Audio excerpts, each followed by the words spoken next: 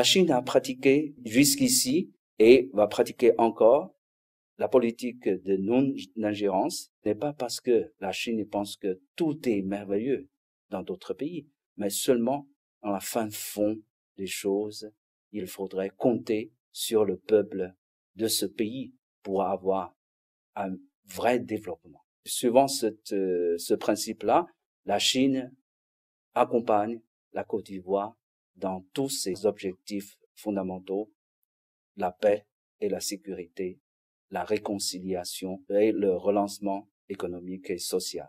En ce qui concerne la coopération économique, c'est plutôt les entreprises chinoises qui réagissent à la première ligne. C'est parce que en Chine, nous disons, le gouvernement doit donner des orientations, des directions.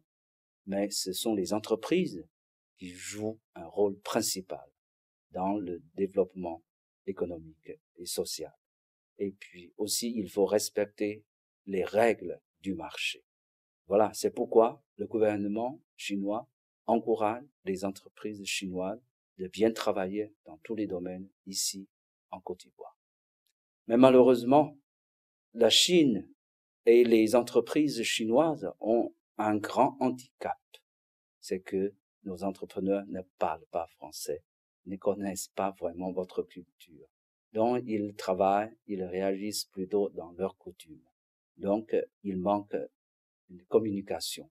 Donc, j'espère, après, avec le travail des ambassades, notre ambassade ici en Côte d'Ivoire, votre ambassade en Chine, à Beijing, on pourrait promouvoir les échanges plus étroits entre nos deux peuples pour que les peuples puissent se reconnaître mieux, se comprendre mieux pour travailler encore plus étroitement, la main dans la main, pour développer ces relations amicales qui existent déjà depuis 30 ans.